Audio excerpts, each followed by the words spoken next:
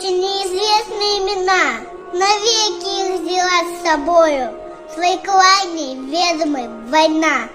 Они сражались беззаветно, патрон последний берегли. Их имена приносят веткам, печальным ветром той войны. Порой слышны на поле боя, здесь десятки мирных лет.